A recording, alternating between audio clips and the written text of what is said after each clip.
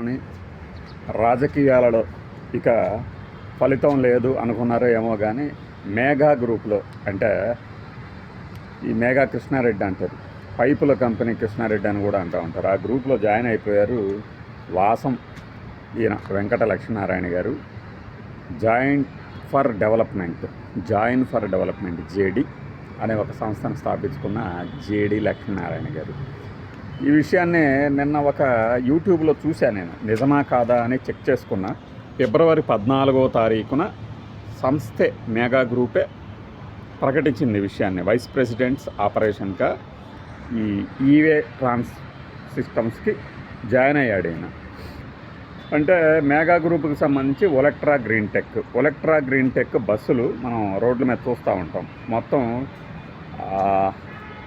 హైదరాబాద్లో దాదాపు ఒక 600 బస్సులు దాకా ఉన్నాయి. ఇంకా కాశ్మీర్ కానీ ఏ స్టేట్లో ఎలక్ట్రిక్ వెహికల్ బస్సులు కనుక టెండర్ పిలిస్తే ఎక్కువ శాతం ఇదే దక్కించుకుంటుంది. టాటా వాళ్ళతో పాటు మన జేబీఎం ఆటో వాళ్ళు ఉన్నాయి, జేబీఎం ఆటో బస్సులు, అలానే రిలయన్స్ కొన్ని ఉన్నాయి, వాటితో పోటీ పడుతూ ఉంటుంది ఒలెక్ట్రా గ్రీన్ టెక్. దీని మీద ఉన్న ఆరోపణలు తక్కువేం కాదు, కానీ దాని గురించి మనం వేరే వీడియోలో చెప్పుకోవచ్చు. ఆ ఒలెక్ట్రా గ్రీన్ టెక్కి సంబంధించి ఛార్జింగ్ సిస్టమ్స్, ఇతరత్ర మెయింటెనెన్స్ ఇవి ఈవే అనేది చూస్తుందన్నమాట. ఆ ఈఏలో ఈయన జాయిన్ అయ్యారు.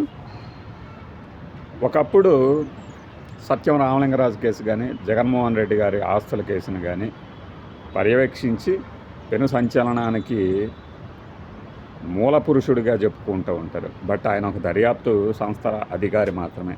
తర్వాత కాలంలో జై భారత్ పార్టీని స్థాపించారు.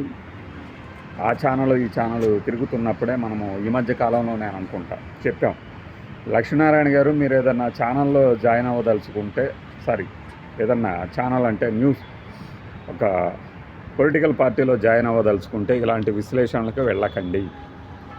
వెళ్తే మిమ్మల్ని ఇక పూర్తిగా ఒక అకాడమిక్ పర్సన్గానే చూస్తారు, దీనివల్ల ప్రయోజనం లేదు. పొలిటికల్గా నా ఎయిమ్ ఎమ్మెల్యే కావడం, ఎంపీ కావడం, మంత్రి కావటం అంటే పూర్తిగా ఒక పార్టీ వైపు తీసుకున్నట్లుగా విధానాలు మార్చుకోవాల్సి వస్తుంది అని చెప్పడం జరిగింది. సరే, ఇక ఇలాంటి రాజకీయాల్లో తాను ఎమడలేను అనుకున్నాడో లేకపోతే ఇది కూడా ఒక వ్యూహాత్మకమైన స్టెప్గా భావించారో తెలియదు, కానీ మేఘా గ్రూప్లో జాయిన్ అయిపోయాడు. ఇప్పుడు ఆయన వయసు 60 ఏళ్ళు.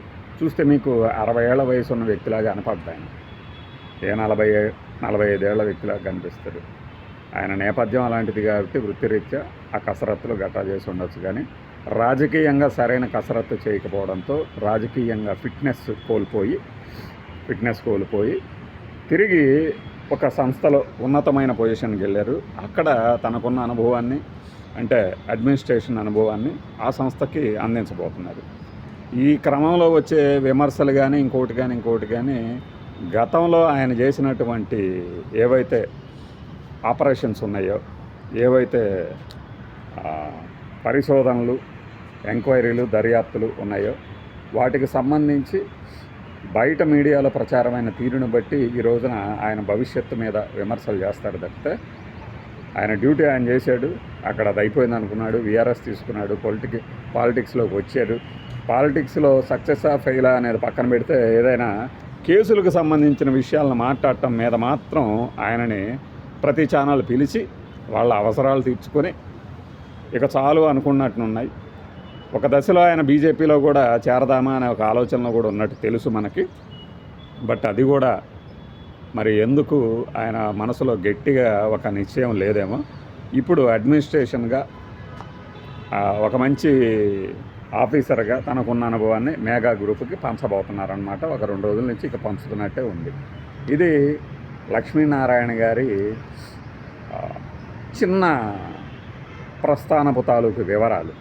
మేఘా గ్రూప్లో ఈఏవే అని వస్తుంది, ఈవీ కింద వస్తుంది అనమాట. ఈవీ ట్రాన్స్ సిస్టమ్స్లో ఇక ఆయన ఏం చేసినా చెయ్యకపోయినా బయటకు తెలిసే అవకాశం లేదు. ఇంటే సంగతులు చిత్తగించవాలని.